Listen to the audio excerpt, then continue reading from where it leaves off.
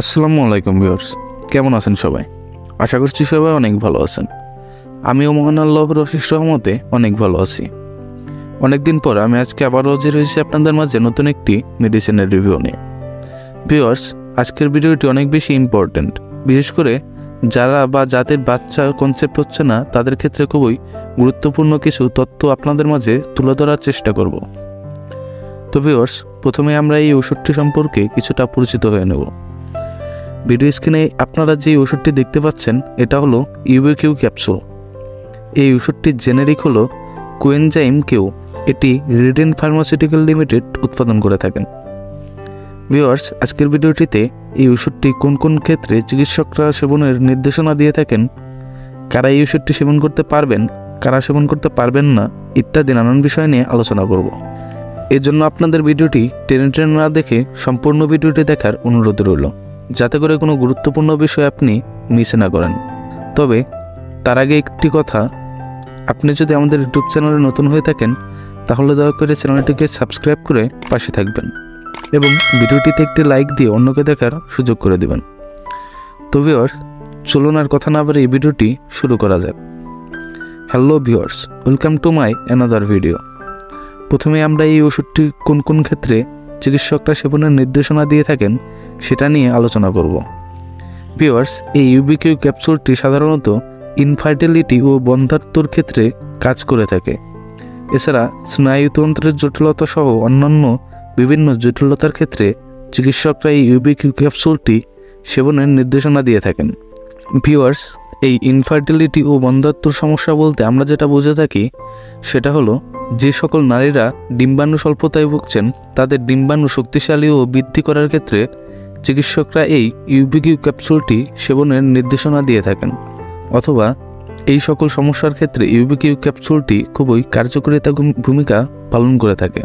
এছাড়া যে সকল পুরুষদের ক্ষেত্রে বন্ধ্যাত্বর সমস্যা থাকে, অর্থাৎ যেসব পুরুষদের শুক্রাণু কম অথবা বীর্য পাতলা থাকে তাদের ক্ষেত্রেও চিকিৎসকরা এই ইউবিকিউ ক্যাপসুলটি খাওয়ার পরামর্শ দিয়ে থাকেন। এছাড়া স্নায়ুতন্ত্রের জটিলতা যেমন মায়োপ্যাথি বা মাংসপেশির মধ্যে যদি কোনো জটিলতা থাকে তাহলে এই ইউবিকিউ ক্যাপসুলটি সেবনের নির্দেশনা দেওয়া হয়ে থাকে। এছাড়া বংশগত স্নায়ু ও পেশিতন্ত্রের জটিলতা সমস্যার সমাধানের জন্য এই ওষুধটি সেবন করা যেতে পারে। এছাড়া যাদের মাইগ্রেনজনিত মাথা ব্যথার সমস্যা রয়েছে এবং যাদের হাত পা কাঁপাকাঁপি রোগ রয়েছে তাদের ক্ষেত্রে চিকিৎসকরা এই ইউবিকিউ ক্যাপসুলটি সেবনের পরামর্শ দিয়ে থাকেন। তো ভিউয়ার্স, বুঝতেই পারছেন এই ওষুধটি একটি দুটি নয়, একাধিক কার্যকারিতা রয়েছে। তবে এগুলোর মধ্যে অন্যতম উল্লেখযোগ্য যে বিষয়টি রয়েছে সেটি হলো নারী এবং পুরুষদের ক্ষেত্রে যাদের বন্ধ্যাত্বর সমস্যা রয়েছে, অর্থাৎ যাদের বাচ্চা হচ্ছে না, বিশেষ করে তাদের এই সকল সমস্যার জন্য এই ইউবিকিউ ক্যাপসুলটি ব্যবহার ব্যাপকভাবে হয়ে থাকে। তো ভিউয়ার্স, এখন আমরা এই ওষুধটির মাত্রা ও সেবনবিধি নিয়ে আলোচনা করব। ভিউয়ার্স, এই ওষুধটি যেহেতু একাধিক রোগের কাজ করে থাকে সেহেতু এই ওষুধটি আপনার সমস্যা অনুযায়ী ডাক্তাররা রোগের উপর ভিত্তি করে সেবনের পরামর্শ দিয়ে থাকেন। এজন্য এই ওষুধটি সেবনের পূর্বে একজন অভিজ্ঞ চিকিৎসকের পরামর্শ গ্রহণ করা উচিত। ভিউয়ার্স, এই ওষুধটির পার্শ্ব প্রতিক্রিয়া সম্পর্কে বলতে গেলে ইউবিকিউ ক্যাপসুলটি সেবনের ফলে পায়ুস্থলীতে ব্যথা, বমি বমি ভাব বা বমি হওয়া, এছাড়া ডায়রিয়া ধরনের পার্শ্ব প্রতিক্রিয়া দেখা দিতে পারে।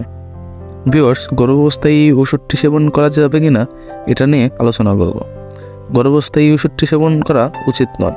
এরপরেও যদি আপনাদের কারো এই ওষুধটি সেবনের প্রয়োজন হয়ে থাকে তাহলে একজন অভিজ্ঞ চিকিৎসকের পরামর্শ অনুযায়ী সেবন করবেন।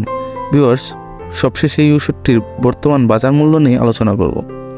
এই ওষুধটির বর্তমান বাজার মূল্য ইউবিকিউ 100 মিলিগ্রামের প্রতি পিস ক্যাপসুলের দাম 40 টাকা এবং 200 মিলিগ্রাম ইউবিকিউ ক্যাপসুলের বর্তমান বাজার মূল্য প্রতি পিস 75 টাকা। তো ভিউয়ার্স, এই ছিল আজকের বিস্তারিত। ভিডিওটি ভালো লাগলে লাইক, কমেন্ট এবং বেশি বেশি শেয়ার করবেন। ধন্যবাদ।